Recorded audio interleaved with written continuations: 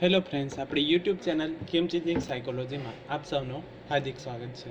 આજના વિડીયોમાં આપણે probation officer, GSET, TET, TAT, PSI તેમજ અન્ય સરકારી પરીક્ષાઓ માટે મનોવિજ્ઞાનના જે અગત્યના પ્રશ્ન પૂછાય છે તો એની આપણે જીસીઆરટી જે બુક જે છે એના આધારિત મનોવિજ્ઞાનના મોસ્ટ આઈએમપી પ્રશ્નની વિસ્તૃત ચર્ચા કરીશું। આજથી એક નવા વિડીયોની સિરીઝ શરૂ કરીએ કે જે જીસીઆરટી કે જે પરીક્ષામાં ઘણી બધી પરીક્ષાઓમાં અહીંથી પણ સીધા પ્રશ્ન પૂછાય છે તો એની આપણે ચર્ચા કરીશું। વિડીયો નંબર 1 છે મનોવિજ્ઞાનના ખૂબ જ અગત્યના પ્રશ્ન જે છે તો એની ચર્ચા કરીશું। એ ઉપરાંત જે વિદ્યાર્થીઓ મનોવિજ્ઞાનના છે એવા વિદ્યાર્થીઓ માટે યુજીસી નેટ અને જીસેટ માટે પણ આ વિડીયો અગત્યનો સાબિત થશે, તો આપણે એ જોઈએ।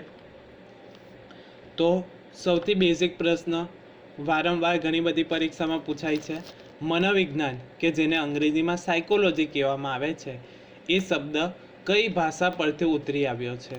ઓપ્શન એ અંગ્રેજી, option B Greek, option C Spanish અને ઓપ્શન ડી લેટિન શબ્દ। તો સાચો જવાબ આવે છે ઓપ્શન બી ગ્રીક શબ્દ પરથી સાયકોલોજી શબ્દ ઉતરી આવ્યો છે। હવે એ પણ જોઈ લઈએ તો મનોવિજ્ઞાનને અંગ્રેજીમાં સાયકોલોજી કહેવામાં આવે છે। આ ગ્રીક શબ્દ સાયકી પ્લસ લોગોસ બે શબ્દનો બનેલો છે, એટલે કે મનોવિજ્ઞાન સાયકોલોજી જે છે તો એ બે શબ્દ સાયકી પ્લસ લોગોસ એ બે શબ્દનો બનેલો છે। તો અહીંથી પ્રશ્ન પૂછાઈ શકે, એક તો મનોવિજ્ઞાન એટલે કે સાયકોલોજી શબ્દ કઈ ભાષામાંથી ઉતરી આવ્યો છે? તો સાચો જવાબ આવે છે ગ્રીક ભાષા પરથી। કયા બે શબ્દનો બનેલો છે? તો બે શબ્દ સાયકી પ્લસ લોગોસનો બનેલો છે। હવે બીજો પણ અહીંથી પ્રશ્ન પૂછાઈ શકે, સાયકીનો અર્થ એટલે શું? તો સાયકીનો અર્થ થાય છે આત્મા અને લોગોસનો અર્થ થાય છે વિજ્ઞાન। તો બે શબ્દ છે સાયકી પ્લસ લોગોસ, સાયકીનો અર્થ થાય છે આત્મા અને લોગોસનો અર્થ થાય છે વિજ્ઞાન। એટલે સૌપ્રથમ જે વ્યાખ્યા આપવામાં આવી હતી, આત્માનો અભ્યાસ કરનારું વિજ્ઞાન એટલે મનોવિજ્ઞાન। તો અહીંથી શરૂઆત થાય છે, અગત્યનો પ્રશ્ન છે, વારંવાર ઘણી બધી પરીક્ષામાં આ પૂછાયેલો પ્રશ્ન છે, ઇઝી છે, યાદ રાખવાનું છે। મનોવિજ્ઞાન સાયકોલોજી શબ્દ કઈ ભાષા પરથી ઉતરી આવ્યો છે? તો ગ્રીક ભાષા પરથી। કયા બે શબ્દનો બનેલો છે? તો સાયકી પ્લસ લોગોસનો બનેલો છે। સાયકીનો અર્થ શું થાય છે? તો સાયકીનો અર્થ થાય છે આત્મા અને લોગોસનો અર્થ થાય છે વિજ્ઞાન। આમ આત્માનો અભ્યાસ કરનારું વિજ્ઞાન એટલે મનોવિજ્ઞાન। ત્યાર પછીનો પ્રશ્ન છે, મનોવિજ્ઞાન માનવીના વર્તનનો અભ્યાસ શેના સંદર્ભમાં કરે છે? આ પણ અગત્યનો પ્રશ્ન છે, મનોવિજ્ઞાન માનવીના વર્તનનો અભ્યાસ શેના સંદર્ભમાં કરે છે? ઓપ્શન એ રસ, ઓપ્શન બી રુચિ, ઓપ્શન સી મનોવલણ અને ઓપ્શન ડી વાતાવરણ।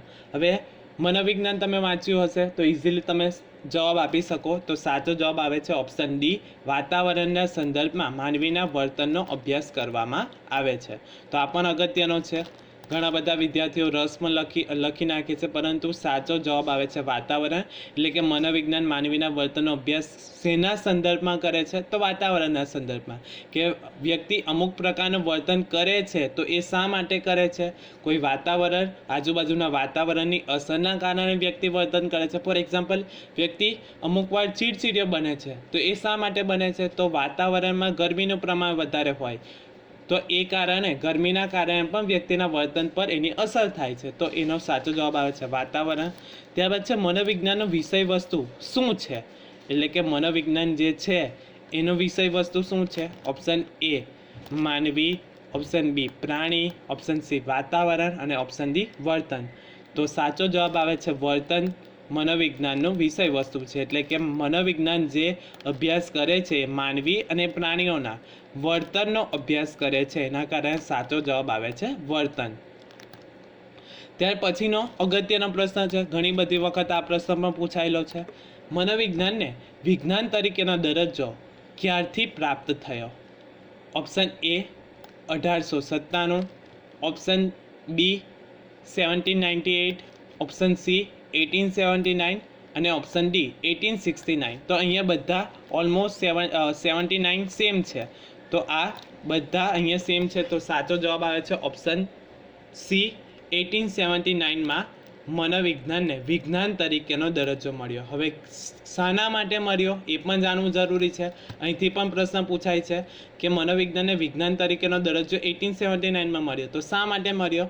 તો મનોવિજ્ઞાન જે છે તો વિલ્હેમ વૂન્ડ દ્વારા જર્મનીના લિપ્સિંગ શહેરમાં પ્રથમ મનોવિજ્ઞાનની પ્રયોગશાળા શરૂ કરી હતી. એના કારણે મનોવિજ્ઞાનને વિજ્ઞાન તરીકેનો દરજ્જો મળ્યો. તો આ યાદ રાખવાનું છે. 1879માં કોના દ્વારા? તો વિલ્હેમ વૂન્ડ દ્વારા.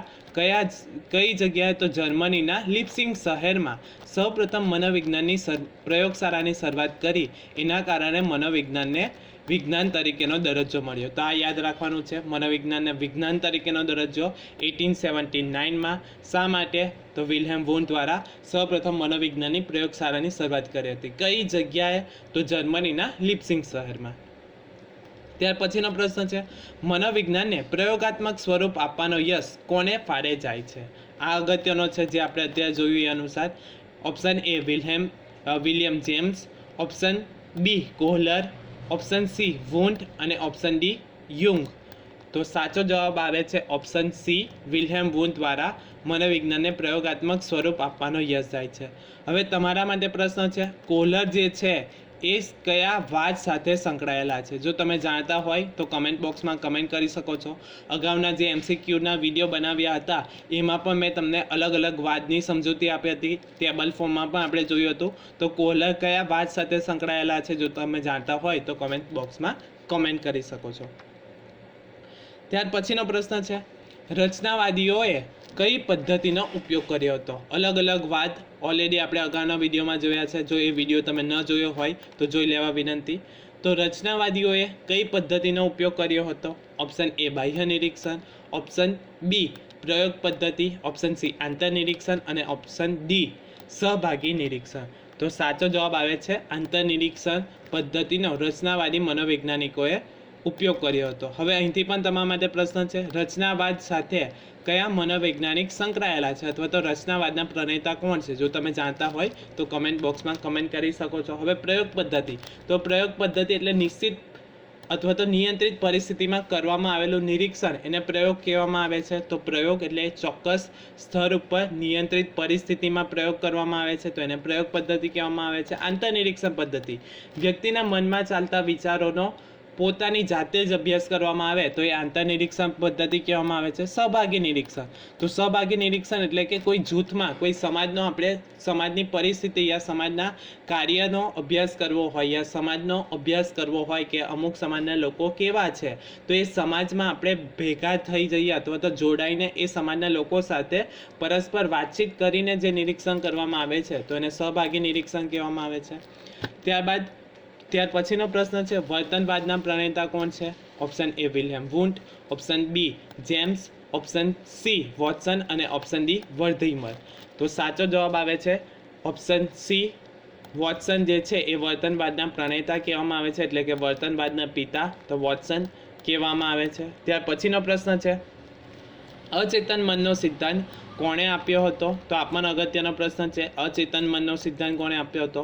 Option A Kohler, option B Watson, option C Freud અને ઓપ્શન ડી જેમ્સ. તો સાચો જવાબ આવે છે ઓપ્શન સી સિગમન્ડ ફ્રોઇડ જે છે તો એ અચેતન મન સાથે સંકળાયેલા છે. તો આ પણ અગત્યનો પ્રશ્ન છે. સિગમન્ડ ફ્રોઇડ જે છે, તો હવે તમારા માટે ફરી એક પ્રશ્ન છે કે સિગમન્ડ ફ્રોઇડે કઈ થિયરી આપી હતી? જો તમે એ જાણતા હોય તો કમેન્ટ બોક્સમાં કમેન્ટ કરી શકો છો. તો ચેતન મન, અચેતન મન અને અર્ધચેતન મનનો જે સિદ્ધાંત છે તો એનો સિદ્ધાંત સિગમન્ડ ફ્રોઇડે આપ્યો હતો. ત્યારબાદ ઈગો અને સુપર ઈગો જે છે તો એની થિયરી પણ સિગમન્ડ ફ્રોઇડ દ્વારા આપવામાં આવી હતી. તો આ પણ અગત્યનું છે. ઈગો અને સુપર ઈગો જે છે તો એ પણ સિગમન્ડ ફ્રોઇડ દ્વારા આપવામાં આવેલી છે.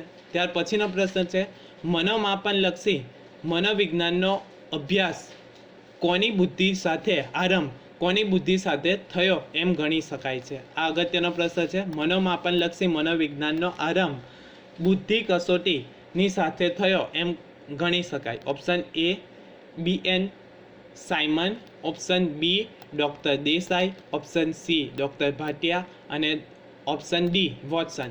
તો સાચો જવાબ આવે છે ઓપ્શન એ BN સાયમન દ્વારા મનોમાપનલક્ષી મનોવિજ્ઞાનનો આરંભ બુદ્ધિ કસોટી સાથે થયો? તો અહીંથી પણ બીજો પ્રશ્ન પૂછાય કે બીને અને સાયમને સૌપ્રથમ બુદ્ધિ કસોટીની રચના ક્યારે કરી હતી? તો આ યાદ રાખવાનું છે, 1905માં સૌપ્રથમ બુદ્ધિ કસોટીની રચના બીને અને સાયમને કરી હતી. તો આ વર્ષ પણ અગત્યનું છે, ઘણી બધી વખત આ પ્રશ્ન પણ પૂછાયેલો છે. ત્યાર પછીનો પ્રશ્ન છે, તન તંદુરસ્ત મન મંદુરસ્ત જીવન કેવી રીતે જીવવું તે અંગેનું માર્ગદર્શન અભ્યાસ સંશોધન સાથે મનોવિજ્ઞાનની કઈ શાખા સંકળાયેલી છે? ઓપ્શન એ રમતગમતનું મનોવિજ્ઞાન, ઓપ્શન બી પર્યાવરણલક્ષી મનોવિજ્ઞાન, ઓપ્શન સી સ્વાસ્થ્ય મનોવિજ્ઞાન અને ઓપ્શન ડી સલાહ મનોવિજ્ઞાન. તો સાચો જવાબ આવે છે સ્વાસ્થ્ય મનોવિજ્ઞાન જે છે તો તન તંદુરસ્ત મન દુરસ્ત અને જીવન જીવવો અને એના માર્ગદર્શન અભ્યાસ અને સંશોધન સાથે સ્વાસ્થ્ય મનોવિજ્ઞાન સંકળાયેલું છે. ત્યારબાદ છે રમતગમતનું મનોવિજ્ઞાન. તો જે સ્પોર્ટ પર્સન હોય છે અથવા તો ખેલાડીઓ કોઈક વખત સ્ટ્રેસમાં આવી જાય છે અથવા તો ડિપ્રેશનમાં આવી જાય છે કે ખરાબ ફોર્મના કારણે અમુક ખેલાડીઓ ડિપ્રેશનનો ભોગ બને છે અથવા તો સ્ટ્રેસ અનુભવે છે. તો એમાંથી કઈ રીતે બહાર આવવું અને પોતાનું રમતમાં શ્રેષ્ઠ પ્રદર્શન કરવું, પરફોર્મન્સ કરવું, તો એ રમતગમતના મનોવિજ્ઞાન સાથે સંકળાયેલું છે. ત્યારબાદ પર્યાવરણ મનોવિજ્ઞાન. તો આજુબાજુનું વાતાવરણ અથવા તો પર્યાવરણ પણ આપણા સ્વાસ્થ્યને અસર કરે છે, તો એ પર્યાવરણલક્ષી મનોવિજ્ઞાન. ત્યારબાદ છે સલાહ મનોવિજ્ઞાન. સલાહથી અને સલાહકાર વચ્ચે જે પરસ્પર વિચારોનું આદાન પ્રદાન કરવામાં આવે છે તો એ સલાહ મનોવિજ્ઞાનમાં કરવામાં આવે છે. આશા રાખું છું કે તમને આ વિડીયોમાં સમજ પડી ગયા હશે અને જો તમને આ વિડીયો પસંદ પડ્યો હોય તો વધુમાં વધુ લાઇક કરો, શેર કરો અને અમારી ચેનલને તમે સબસ્ક્રાઈબ પણ કરી શકો છો. એ ઉપરાંત અમારી ટેલિગ્રામ ચેનલ જે છે તો એને પણ તમે જોઈન કરી શકો છો કે જ્યાંથી તમને જે વિડીયોની PDF જે છે મટીરિયલ ફોર્મમાં તમને મળી શકે છે. Thank you.